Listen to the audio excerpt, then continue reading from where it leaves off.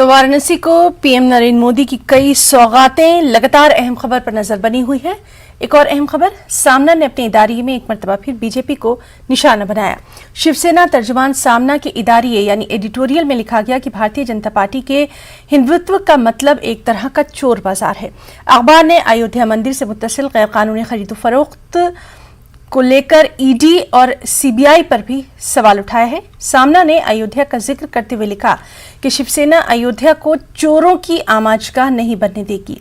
BJP ने मुल्क बेच दिया, लेकिन बीजेपी अयोध्या नहीं बेच सकेगी।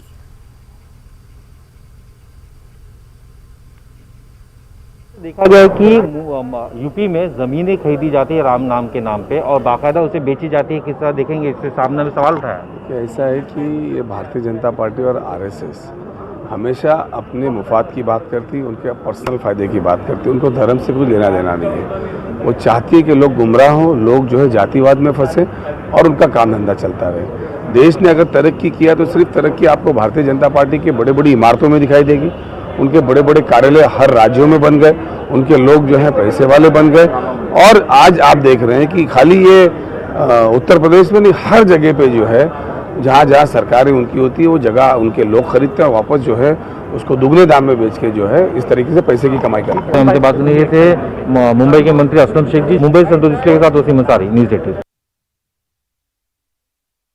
फिर शिवसेना का जो हिंदुत्व है वो भेंडी बाजार का हिंदुत्व है और सामना को हिंदुत्व पे बोलने का अधिकार अभी बाकी है क्या, बचा है क्या?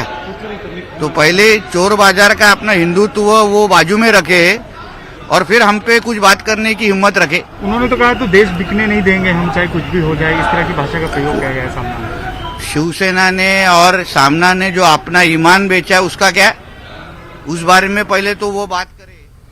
दिल्ली के जवाहरलाल नेहरू स्टेडियम